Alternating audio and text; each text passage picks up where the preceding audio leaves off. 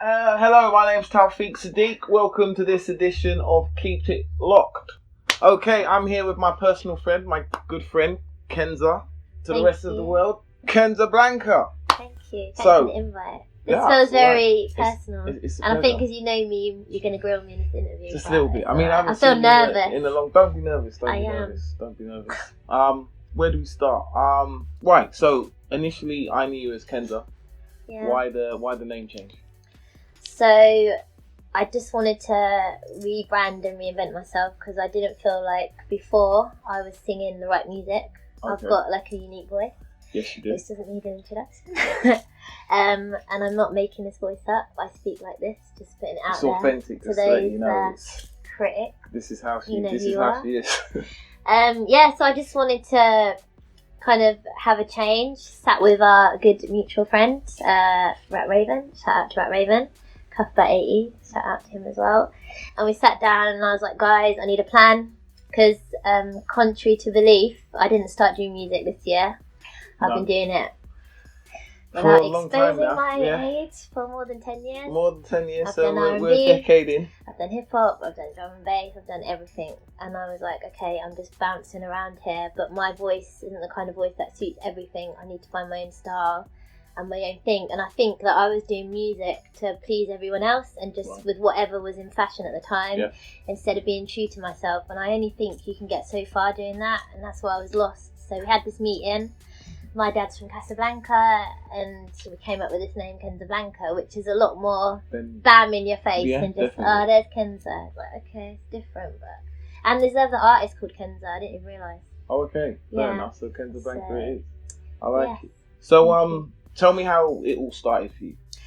I'm from a musical family. So, mum's pianist, sings in a choir. My sister plays, 6 instruments, 5 self-taught. My brother plays 3 instruments. He's 8.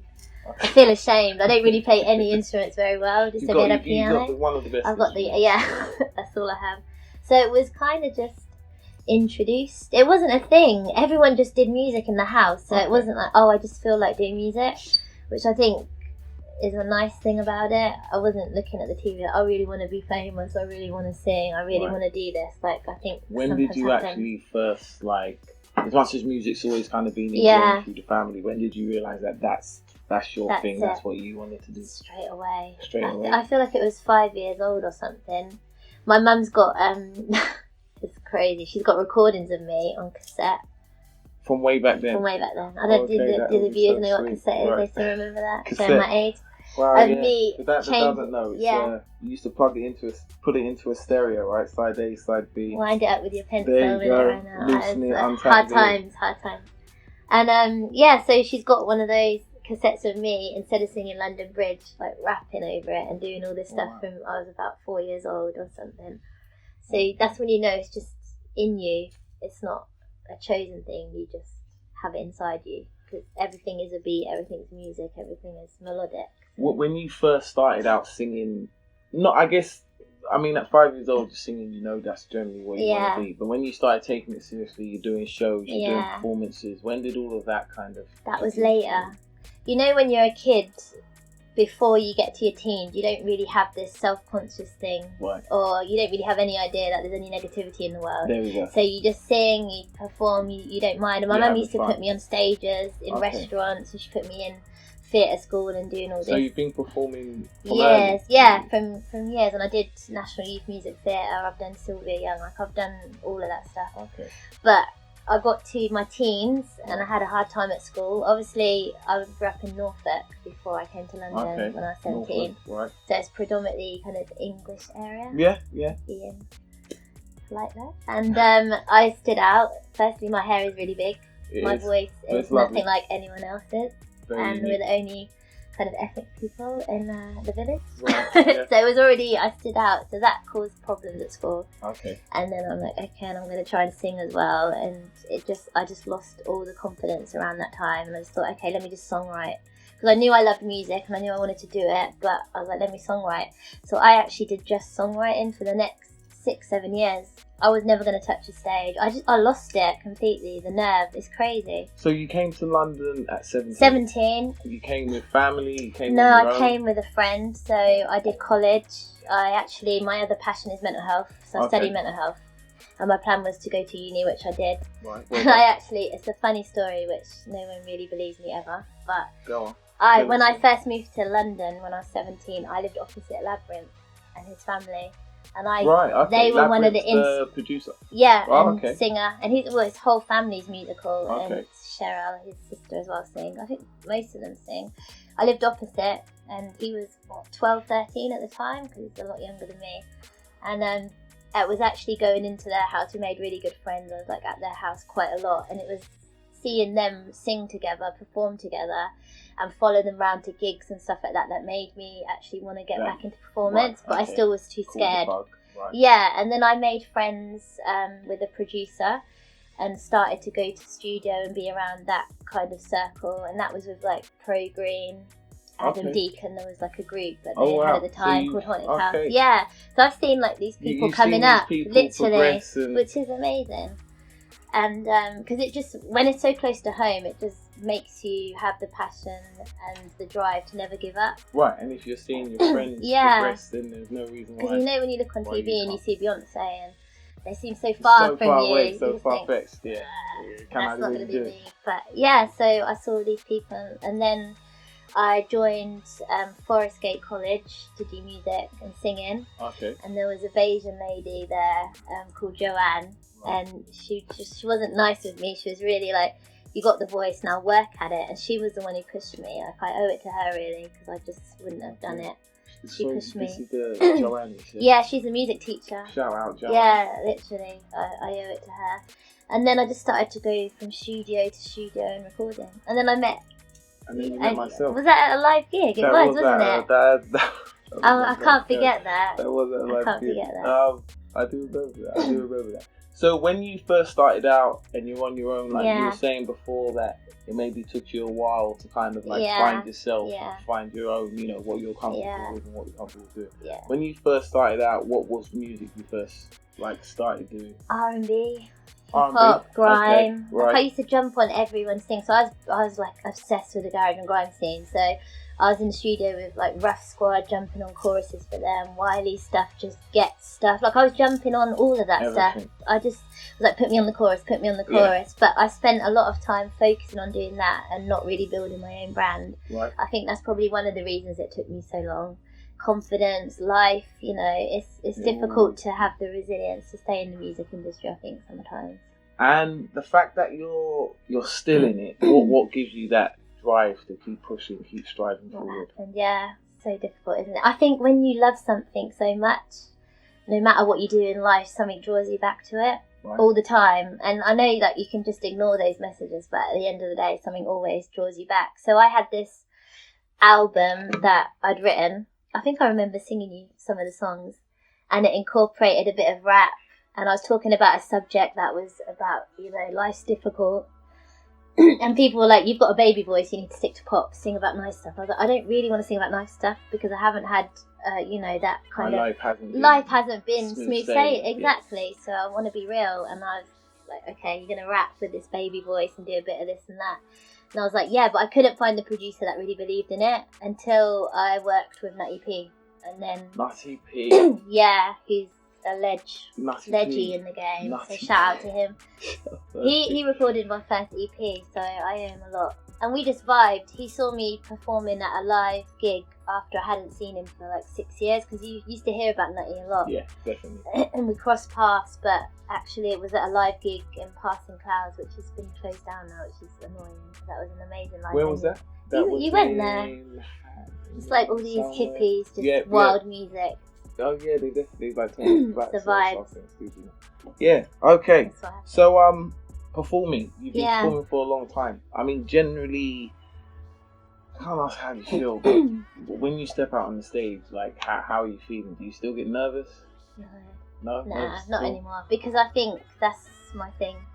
Going on stage. You got to remember, I grew up in the grime and garage scene with MC, so I was seeing how they were interacting with the crowd. So I was on a hype from them. So for me, getting on stage, I'm on a hype. I know how to work the crowd. I know how to get them excited. I know what to do because I've learned this stuff as I've come up and seen. So would you say you prefer like being on the stage performing, or would you prefer like being in the studio? I don't like studio. I like studio. I hate the booth. Right, okay. When the booth closes, you just think, oh, this is just such a dead vibe now, you know. Until you've got like, I don't know, 50 grand in your bank, you can afford one of those big fancy glass ones, and everyone can jump in. It's like, oh, it's a bit dead. So yeah, so for me, live is everything, and I've performed in like 4 different countries, or 5 maybe now. So and that's those different. countries are Performed in Morocco, Lebanon, America, France, and the one I live in. Yeah. Okay, wow. Do you count that? Would you say, definitely got to count where you're from. So, what was it like when you first performed in another country? Difficult, because it's a different language. Did you have to speak in a different language? Yeah, I did. You had to sing the whole song? I had to do an interview in like no, I sang in English, but I had to do an interview in a different language because I moved over to the Middle East, sort of Lebanon. Yeah. Okay. And I actually did the voiceover there in 2014, which not a lot of people know about. Oh, okay. But I went on the Arab voice.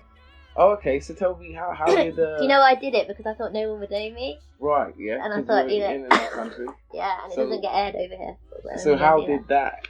That was difficult because it was all in Arabic, all the interviews, and although my dad is Moroccan, like my language skills were like, right. First language is in English. We're born and raised here. So that was hard, but it was an amazing experience. But I got to perform around there, and they respect music on a different level. Although I feel like the UK respects music because there's so many musicians in London. Yeah. When you go to gigs, everyone in the audience is usually performing as well. Yes, so it's not the same as when you go to a different place. It's not kind of inundated with musicians. They just think everything's wow there, and it's like, wow, oh my gosh, you come from England. How long was you out there? I lived there for 4 months. 4 months. Yeah, okay. I'm not gonna lie, my Arabic was decent coming back. Was you continuously gigging while you was out there? No, you did a lot of rehearsal work, a lot of TV stuff, interviews, and all this stuff. Okay. So, you mentioned like you was on the voice, but I also know that you was on the voice over here. I did. I did it here. How was it through doing the voice there that you got the connections to do it here, or you literally had to do it as a fresh, as a new artist? I didn't apply actually. You didn't? Because after I did it there, I was like, I'm never doing this again. Because it's so stressful. It's not even the whole concept of the voice. It's fine because people do it for different reasons. I did it for the experience, for the publicity. I just wanted to, and I did it there because I knew no one would know me. And it's a whole new thing. But it's the stress of it, when you don't get in, that feeling of, you put so much effort in, because people think you just turn up, you audition, and that's it. It's like 5-6 months preparation. You have to do the rehearsals, you go with vocal coaches. They don't put anyone rubbish on the show. So there's a lot it's not more like other going shows on. which you won't mention. There's a lot. There's a lot of background work. There's a lot more going on you behind stop the your scenes life, that people mate. You stop your don't. life, yeah. I moved to another country. Yeah. I didn't see my family. That was crazy. Okay, so since the voice, what happened? Yeah, they called me. I think they scouted me possibly from Instagram, which is crazy because it was last year, because it's obviously filmed in advance and then aired this year. And I remember it was ages ago. So I'd already kind of knew what was going to happen, and then and you've everyone already else done found the it. kind of procedure before. So I'd already I'm over it now. But so they called me, and it was a period in my life where I was just going to go back to doing no music, because it's ups and downs. Everyone that does music knows it's ebbs and flows. You just get these times where you can't. Pay the bills as much. Yeah, so I was just working, and I thought, this music thing's long. I still want to be involved, but maybe I'm just going to write again, because it just hadn't kicked off like I wanted. And I've been through good management, bad management. Yeah, lost a lot of money, and you just get this feeling that you can't be bothered. So I got this call about The Voice, and I was initially like, no. A bit reluctant. I said no, I can't do it myself. What made you? Their persistence made me do it. Right. And I sat down again with the same group, Rat Raven, Cuthbert, again, and my husband, Ian Minnie, the DJ and producer, and we were like, okay, maybe I could do this show, but I need to be different. Right. I need to be myself, and I need to do something that's never been done, because I don't sing like Mariah. I can't go with my little voice and be singing Mariah tunes and Whitney tunes and just whatever. It's not going to work. So we thought about it, and then I made the decision, and I made a strategy that I was going to go as myself, sing what I wanted to sing in the different languages, incorporate my culture, wear my own clothing, which is my lovely trousers here, which is me, myself and Seabass collaboration, and represent. And I was the first girl to go there, first Moroccan girl for sure in the UK Voice, first girl to sing 3 languages in a track. I really did it. I don't know. I can't believe I put myself through it, and since The Voice, how was... Right, exactly. So you're saying it was worth it since The Voice. Because I was myself, and I didn't allow them to twist me into another person. I was like, no, if I'm going to do this, it's me. Life before The Voice and life after The Voice. Quiet before, just regular going to studio, jamming there. Right. And then it kind of just blew up. It blew up, calmed down and blew up. What happened was I did the audition. Right. And I didn't get through the chairs. Okay. I was on like a couple of episodes. I didn't get through the chairs, and then the problem is that it was kind of towards the end of it, and when the teams are full, and I was the last audition of the day. It's really difficult. It's difficult anyway because I've got a unique voice, and there was gospel singers before me. It's just going to be hard. But so it kind of kicked off. You never know what the audience is going to think. So there was like 9 million people watching, and then it just kicked off on Twitter and Facebook. Like people started a petition to bring me back. It just went mental. I was getting like thousands of messages. Tell me about the petition and Twitter. Like how are you feeling when that was incredible. You didn't get through, you still clearly that fans are out there still loving your work. How does that? That was just the boost, and I knew that I need to do something about this. I need to do music. People actually like what they're hearing. Because when you've got the unique voice and you've had the past kind of lack of confidence and self-esteem that I've had, you still carry it with you. As confident as I am on stage, and you would never think that I've got this, because on stage I don't allow it to be shown. I had the idea as well that I'm just going to go out there and perform for the audience. I just forgot about the judges, because I'd been waiting quite a while for the audition. I was like, nah, I'm just going to perform for the audience. That's what I do. And then once you feel that everyone is supporting you, and people were contacting me from Australia, from New Zealand, from America, from all over the Middle East, people from Morocco, it just went mental. Then it calmed down, and then it went mad again because Ollie Mer sent me some videos saying that he apologises and stuff. So then that attracted a load of more thousands of people. So yeah. So helped where me. It's definitely helping you. So tell me about your, the music that's come after The Voice. So because I sang in different languages, I went over to Morocco. I did some TV shows. I did some like national news. It was crazy. I'm laughing because I did this show, and then they had the national news in Morocco. I'm talking like the equivalent of BBC News. Okay. They had like Prince Harry and Meghan visits Morocco, and they're like, Kenza Blanka. I was like, am I in the same headline as them with the royals, mate? That's how you know. Yeah, stepping up, mate. That's stepping up in the world. Yeah, I mean, feel like I could have done with better hairstyle. But chauffeur driven and...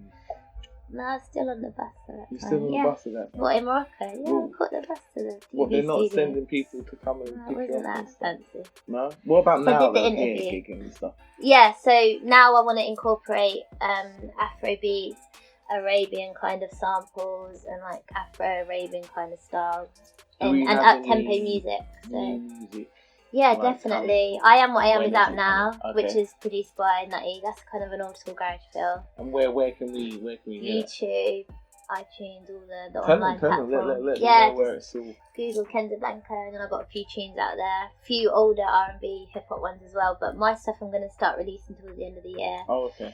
Album's called I Am What I Am, so I'm incorporating like mental health, self-expression, being yourself, because I feel that that's the message I needed, and I'm now going to give it to especially the young people or anyone that is not wanting to do something because they don't feel that they're the right person for it. I don't want to put you in a box or anything, but what kind of genre would you say? Afro-Arabian kind of up-tempo stuff. I'm trying to make music for festivals now, and because I think that's me. The slow stuff doesn't work with me really. Okay. I'm not ruling it out, but because I'm a hype on stage. I need music to reflect that. Okay. As you know, yeah. So, sorry, you're saying this is coming out in when? The end of the year, hopefully. I Am What I Am, and it's a mix of producers. So Nutty is there, and then I'm working with a producer called Steela, and obviously I Am In, and then another guy in Morocco. He's producing a couple of tracks, like the Arabic stuff. What's the biggest kind of audience? The biggest one? 9 million? Not in TV shows. The biggest. I don't know, maybe 10,000. 10,000? Yeah, in a festival. How did that feel? Maybe. Was this before? 10,000 or you know what's funny? 10,000 or 10, I don't care. I do the same performance because you don't know who's watching you, True. and you can't pick and choose like how you perform. If you're a performer, be professional, get on and perform. You can't say, oh, there's just 2 people, I'm not going to do my best. No, do your best. Because everyone's filming now and it's a reflection of you. Are you professional or are you just doing it because it's a bit of fun? No. The camera there. Yeah, I'm a professional singer, so that was a buzz. The best concert I did was a uni grad. Oh, really? They were all wasted. I don't even know if they remember me, but I headlined it. Falmouth and Exeter uni grad. It was this year. Oh, okay. It was like 700 students graduated, absolutely wasted, and they jumped on the stage. It was wild.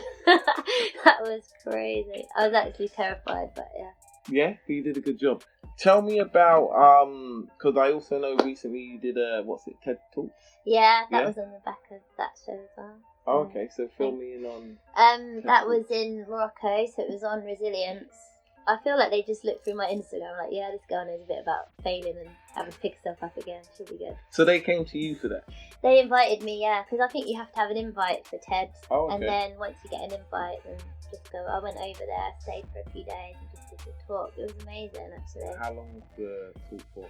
It was the longest, 12 minutes of my life, maybe. Yeah. It felt like hours. So it was an American school. Okay. So it was a mixed audience of Moroccans, French people, Americans, and English. It's very diverse.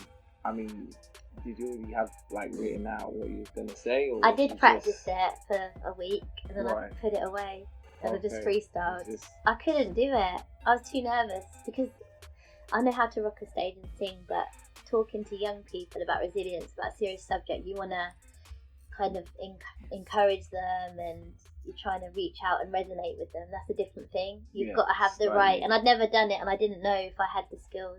But so the first thing that happened is the mic got stuck in my hair. So yeah, afro hair and head mics need preparation. You can't just do that last minute. So that was exciting. So you pushed on. I got it out of my hair. Yeah. What was the response you got after that? It was amazing. Yeah, really good. The crowd loved it because I kept it myself, and I said, okay, instead of planning this big speech, I'm just gonna tell them my story because it's pretty much resilience. Of that you could. Yeah, you can watch it on Instagram. There's snippets of it, and then the full one we'll put on YouTube. So it's a big thing. It's really good. Thank you. Kenza, it's been a pleasure talking to you. Bye. It's a pleasure. Really has. It's good to catch up. Definitely. Really good. Wicked. I've been Tawfiq Sadiq. Kenza Blanka. Keep it locked. Don't forget to subscribe to our podcast. Click the link below and keep connected to Keep It Locked.